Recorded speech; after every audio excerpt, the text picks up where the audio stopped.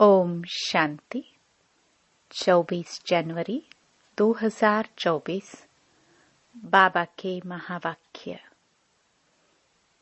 मीठे बच्चे, आत्म अभिमानी बनने की प्रैक्टिस करो तो विकारी ख्यालात उड़ जाएंगे। बाप की याद रहेगी, आत्मा सतो प्रधान बन जाएगी। प्रश्न: मनुष्यों को दुनिया में किस रास्ते का बिल्कुल ही पता नहीं है? उत्तर: बाप से मिलने व जीवन मुक्ति प्राप्त करने के रास्ते का किसको भी पता नहीं है। सिर्फ शांति शांति करते रहते हैं, कॉन्फ्रेंस करते रहते, जानते नहीं कि विश्व में शांति कब थी और कैसे हुई। तुम पूछ सकते हो कि आपने विश्व में शांति देखी है? शांति कैसे होती है? विश्व में शांति तो बाप द्वारा स्थापन हो रही है। तुम आकर समझो। ओम शांति। रूहानी बाप बैठ रूहानी बच्चों को समझाते हैं। पहले पहले तो यह दृष्टि पक्की करो कि हम आत्मा हैं। हम भाई भाई को देखते हैं। जैसे बाप कहते हैं, मैं बच्चों आत्माओं को देखता हूँ। आत्मा ही शरीर की कर्मेंद्रियों द्वारा सुनती है, बोलती है। आत्मा का तख्त है भ्रुकुटी। तो बाप आत्माओं को देखते हैं। यह भाई भी अपने भाइयों को देखते हैं। तुमको भी भाइयों को देखना है। पहले यह दृष्टि पक्की चाहिए, फिर क्रिमिनल ख्यालात बंद हो जाएंगे। यह आदत बढ़ जाएगी। आत्मा ही सुनती है, आत्मा ही चुरपुर करती है। यह दृष्टि पक्की होने से और ख्याल सब उड़ जाएंगे। यह है नंबर 1 सब्जेक्ट। इसमें दैवी गुण भी ऑटोमेटिकली धारण होते रहेंगे। कर्मेंद्रियां चलायमान देह अभिमान में आने से ही होती हैं। देही अभिमानी बनने की बहुत कोशिश करो तो तुम्हारे में ताकत आएगी। सर्वशक्तिमान बाप की ताकत से ही आत्मा सतो प्रधान बनती है। बाप तो है ही सतो प्रधान। तो पहले पहले यह दृष्टि पक्की हो, तब समझे कि हम आत्म अभिमानी है। आत्म अभिमानी और देह अभिमानी में रात दिन का फर्क है। हम आत्माओं को अब वापस घर जाना है। आत्म अभिमानी बनने से ही हम पवित्र सतो प्रधान बनेंगे। यह प्रैक्टिस करने से विकारी ख्यालात उड़ जाएंगे। मनुष्य कहते हैं, धरती के सितारे। बरोबर हम आत्मा सितारा है। यह शरीर मिला है कर्म करने के लिए। अब हम तमो प्रधान बने हैं, फिर हमको सतो प्रधान बनना है। बाप को आना भी पुरुषोत्तम संगम युग पर है। ऐसे कभी नहीं कहेंगे कि क्राइस्ट के शरीर में आते हैं। वह आते ही रजो प्रधान में है। कोई बुद्ध व क्राइस्ट के तन में भगवान आए, यह तो हो न सके। वह आते ही एक बार हैं और आते हैं पुरानी दुनिया में नई दुनिया स्थापन करने। तमो प्रधान दुनिया को बदल सतो प्रधान बनाने। वह जरूर संगम पर आएंगे और कोई समय पर वह आ ना सके। उनको आकर नई दुनिया स्थापन करनी है। उनको कहा जाता है हेवनली गॉड फादर। ड्रामानुसार संगम का भी नाम है। श्री कृष्ण को तो बाप व पतित पावन नहीं कहेंगे। उनकी महिमा बिल्कुल अलग है। बाबा समझाते रहते हैं, पहले पहले कोई को एम ऑब्जेक्ट समझाओ। भारत में लक्ष्मी नारायण का राज्य था, तो एक धर्म एक राज्य था। आदि सनातन देवी देवता धर्म था। एक ही अद्वैत धर्म था। हेवन स्थापन करना तो बाप का ही काम है। कैसे करते हैं वह भी क्लियर है। संगम पर ही बाप आकर समझाते हैं कि देह के सब धर्म छोड़ अपने को आत्मा समझो। लक्ष्मी नारायण के चित्र पर ही सारी समझानी देनी है। शिव बाबा का चित्र भी है। महिमा वाला चित्र बहुत अच्छा बना हुआ है। यह है ही नर से नारायण बनने की सत्य कथा। राधे कृष्ण की कथा नहीं कहते हैं, सत्य नारायण की कथा। तुमको नर से नारायण बनाते हैं। पहले तो छोटा बच्चा होगा। छोटे बच्चे को नर नहीं कहा जाता है। नर नारायण, नारी लक्ष्मी कहा जाता है। तुम बच्चों को इस चित्र पर ही समझाना है। सन्यासी तो आदि सनातन देवी देवता धर्म की स्थापना कर ना सके। शंकराचार्य तो आते ही हैं रजो प्रधान के समय। वह राजयोग सिखा ना सके। बाप आते हैं संगम पर। कहते हैं बहुत जन्मों के अंत के भी अंत में मैं प्रवेश करता हूँ। ऊपर त्रिमूर्ति भी है। ब्रह्मा योग में बैठा है। शंकर की तो बात ही अलग है। बैल पर सवारी हो ना सके। बाप को तो यहाँ आकर समझाना है। विनाश भी यहाँ ही होता है। लोग कहते हैं विश्व में शांति हो। वह तो होने वाली है, तब बुद्धि में आता है। चित्रों पर तुम अच्छी तरह समझा सकते हो। जो शिव की व देवताओं की भक्ति करते हैं उनको समझाना है। वह झट मानेंगे। बाकी नेचर व साइंस आदि को मानने वालों की बुद्धि में बैठेगा नहीं। दूसरे धर्म वालों की भी बुद्धि में नहीं आएगा। जो कन्वर्ट हुए होंगे वही निकल आएंगे। उनकी क्या फिक्रात करनी है। देवता धर्म वाले व बहुत भक्ति करने वाले अपने धर्म में बहुत पक्के होंगे। तो देवताओं के पुजारियों को समझाओ। बड़े आदमी कभी आएंगे नहीं। समझो बिरला है, इतने मंदिर बनाते हैं। उनके पास ज्ञान सुनने की फुर्सत ही कहाँ है। सारा दिन बुद्धि धंधे में लगी रहती है। पैसे बहुत मिलते हैं तो समझते हैं मंदिर बनाने से धन मिलता है। यह देवताओं की कृपा है।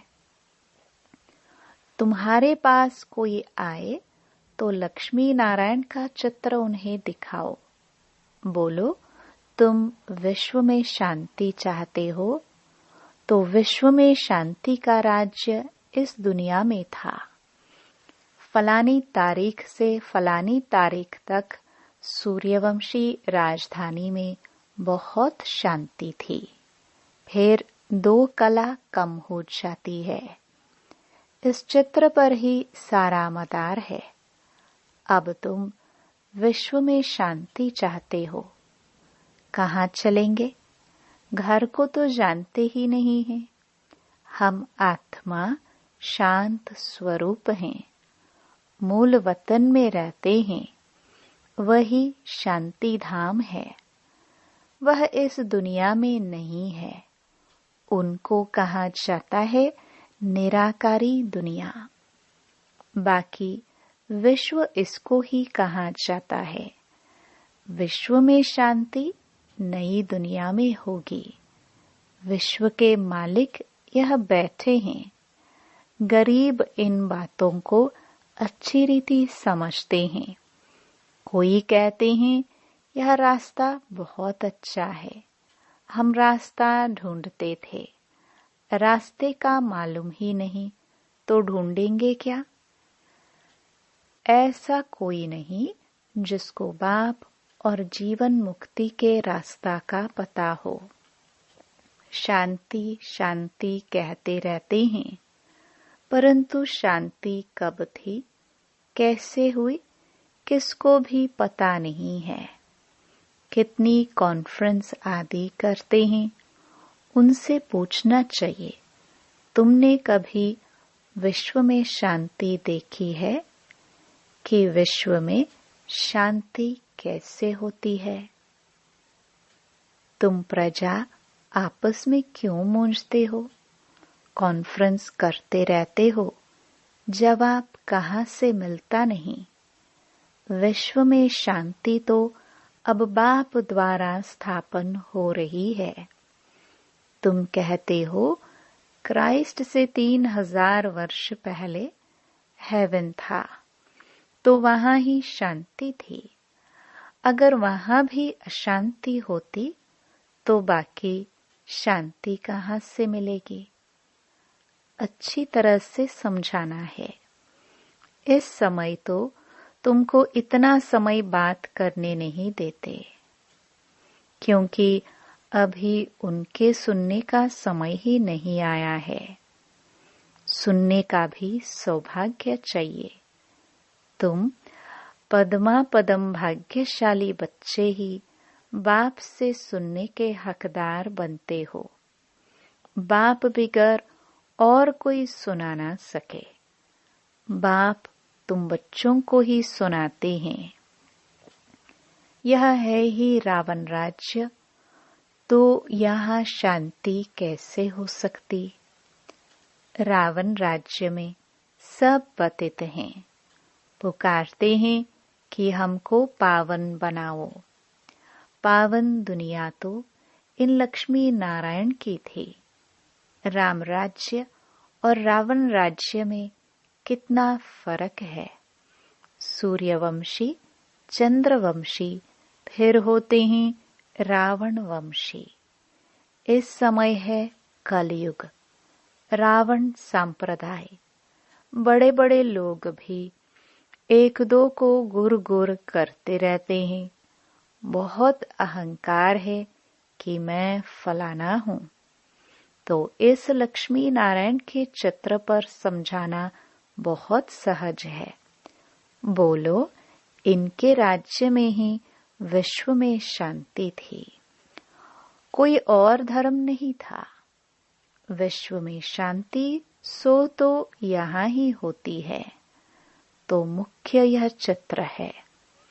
बाकी ढेर चित्रों पर समझाने से मनुष्यों के ख्यालात और तरफ चले जाते हैं। जो समझा है वह भी भूल जाता है। तब कहा जाता है टू मैनी कुक्स। बहुत चित्र होते हैं और हंसी कुड़ी के मॉडल अथवा डायलॉग आदि होते हैं, तो मूल बात बुद्धि से निकल जाती है। कोई विरला ही समझ पाते हैं कि बाप यह स्थापन कर रहे हैं। 84 जन्म भी इसके लिए ही हैं। दिखाएंगे जरूर एक का, सबको कैसे रखेंगे। शास्त्रों में भी एक अर्जुन का नाम रखा है ना। स्कूल में मास्टर एक को थोड़े पढ़ाएंगे। ये भी स्कूल है। यह तुम्हारे बैज भी बहुत काम कर सकते हैं। यह सबसे अच्छा है। पहले शिव बाबा के चित्र के सामने लाना चाहिए और फिर लक्ष्मी नारायण के चित्र के आगे। तुम शांति मांगते हो, वह कल्प कल्प बाप द्वारा ही स्थापन होती है। तुम इस चक्र को जान गए हो। पहले तुम भी तुच्छ बुद्धि थे। अब बाप स्वच्छ बुद्धि बनाते हैं। लिखना चाहिए, सिवाय परमपिता परमात्मा के कोई भी किसकी सद्गति कर नहीं सकते। विश्व में शांति कर नहीं सकते। बाप ही सब कुछ कर रहे हैं। याद भी उनको ही करते हैं। मुख्य चित्र यह दोनों है। इससे हिलना नहीं चाहिए जब तक पूरा न समझे। यह नहीं समझा तो कुछ भी नहीं समझा। टाइम वेस्ट हो जाता है। देखो, बुद्धि में नहीं बैठता तो चला देना चाहिए। इसमें समझाने वाले बहुत अच्छे चाहिए। अगर माता हो तो बहुत अच्छा। इसमें कोई नाराज नहीं होगा। यह तो सब जानते हैं कि कौन कौन समझाने में तीखे हैं। मोहिनी है, मनोहर है, गीता है, बहुत अच्छे अच्छे बच्चे हैं। तो पहले लक्ष्मी नारायण के चित्र पर एकदम पक्का कराना चाहिए। बोलो, इन बातों को अच्छी रीति समझो, तब शांति की दुनिया में जा सकेंगे। मुक्ति, जीवन मुक्ति दोनों ही मिल जाएगी। मुक्ति में तो सब जाएंगे, फिर आएंगे नंबरवार पाठ बचाने। समझाना भी भपके से है। नंबर 1 यह चित्र है। विश्व में शांति के मालिक यही थे। यह बातें समझदार की बुद्धि में बैठती नहीं। भल अच्छा अच्छा कहते हैं, पाँव में गिरते हैं, परंतु बाप को थोड़े जाना। उनको भी माया छोड़ती नहीं है। बाप जो इतना ऊंचा बनाते हैं, उनको तो कितना याद करना चाहिए। इसलिए बाप कहते हैं, मुझे याद करो तो तुम्हारे पाप कट जाएंगे, सतो प्रधान बन जाएंगे। यहाँ अंदर आने से खुशी में रोमांच खड़े हो जाने चाहिए। मैं ये बनता हूँ। मैं अंदर हिस्ट्री हॉल में आता हूँ और इन लक्ष्मी नारायण को देखता हूँ। सामने लक्ष्मी नारायण की ट्रांसलाइट रखी है। इन्हें देखकर बड़ा खुश होता हूँ। ओहो, बाबा हमको ये बनाते हैं। वाह बाबा वाह। लौकिक घर में किसका बाप बड़े मर्तबे पर होता है तो बच्चों को खुशी होती है, मेरा बाप वजीर है। तुमको कितनी खुशी होनी चाहिए कि बाप हमको यह बनाते हैं। परंतु माया भुला देती है, बड़ा सामना करती है। तुम बच्चों को बहुत खुशी रहनी चाहिए। दैवी गुण भी धारण करने चाहिए। आत्म अभिमानी भाव। भाई भाई को देखो तो स्त्री को भी आत्मा के रूप में ही देखेंगे। क्रिमिनल आई होगी नहीं। मनसा तूफान तब आते हैं जब तुम भाई भाई की दृष्टि से नहीं देखते हो। इसमें बड़ी मेहनत है, प्रैक्टिस अच्छी चाहिए। आत्म अभिमानी बनना है। कर्मातीत अवस्था तो पिछाड़ी में ही होगी। सर्विस करने वाले बच्चे ही बाप की दिल पर चढ़ सकते हैं। भल देरी से आते हैं, वह भी गैलप कर सकते हैं, तीखे जा सकते हैं। तुम बच्चों ने पहले की हिस्ट्री तो सुनी है कि इन्होंने घर बार कैसे छोड़ा, रात रात में भागे, फिर इतने बच्चों को पाला। इसको कहा जाता है भट्टी। फिर भट्टी से नंबरवार निकले। यह तो वंडर है जो बाबा तुमको वंडरफुल स्वर्ग का मालिक बनाते हैं। गॉड फादर तुमको पढ़ाते हैं। कितना साधारण है, कितना रोज रोज बच्चों को समझाते रहते हैं और बच्चों को कहते हैं नमस्ते। बच्चे, तुम मेरे से भी ऊंचे जाते हो। तुम्हें कंगाल से डबल सरताज विश्व के मालिक बनते हो। तो बाप बड़ी रुचि से आते हैं। अनगिनत बार आए होंगे। आज तुम मुझ राम से राज्य लेते हो, फिर रावण से तुम राज्य हराते हो। ये खेल है। अच्छा, मीठे मीठे लखी सितारों प्रति मात पिता बाप दादा का याद प्यार और गुड मॉर्निंग। रूहानी बाप की रूहानी बच्चों को नमस्ते। धारणा के लिए मुख्य सार। पहला, आत्मा को सतो प्रधान बनाने के लिए एक सर्वशक्तिमान बाप से ताकत लेनी है। देही अभिमानी बनने का पुरुषार्थ करो।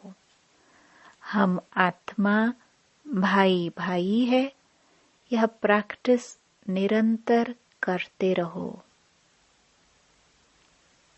दूसरा, बाप और लक्ष्य। लक्ष्मी नारायण के चित्र पर हर एक को विस्तार से समझाओ। बाकी बातों में टाइम वेस्ट मत करो। वरदान। धरनी, नब्ज और समय को देख सत्य ज्ञान को प्रत्यक्ष करने वाले नॉलेजफुल भव। बाप का यह नया ज्ञान सत्य ज्ञान है। इस नए ज्ञान से ही नई दुनिया स्थापन होती है। यह अथॉरिटी और नशा स्वरूप में इमर्ज हो, लेकिन इसका अर्थ यह नहीं कि आते ही किसी को नए ज्ञान की नई बातें सुनाकर मूंझा दो। धरनी, नब्ज और समय सब देख करके ज्ञान देना, यह नॉलेजफुल की निशानी है। आत्मा की इच्छा देखो, नब्ज देखो, धरनी बनाओ, लेकिन अंदर सत्यता के निर्भयता की शक्ति जरूर हो। तब सत्य ज्ञान को प्रत्यक्ष कर सकेंगे। स्लोगन। मेरा कहना माना, छोटी बात को बड़ी बनाना। तेरा कहना माना, पहाड़ जैसी बात को रुई बना देना। अव्यक्ति साइलेंस द्वारा डबल लाइट फरिश्ता स्थिति का अनुभव करो। जिम्मेवारी को निभाना यह भी आवश्यक है, लेकिन जितनी बड़ी जिम्मेवारी उतना ही डबल लाइट। जिम्मेवारी निभाते हुए जिम्मेवारी के बोझ से न्यारे रहो। इसको कहते हैं बाप का प्यारा। घबराओ नहीं, क्या करूं, बहुत जिम्मेवारी है। यह करूं व नहीं, यह तो बड़ा मुश्किल है। यह महसूसता अर्थात बोझ है। डबल लाइट अर्थात इससे भी न्यारा। कोई भी जिम्मेवारी के कर्म की हलचल का बोझ ना हो। ओम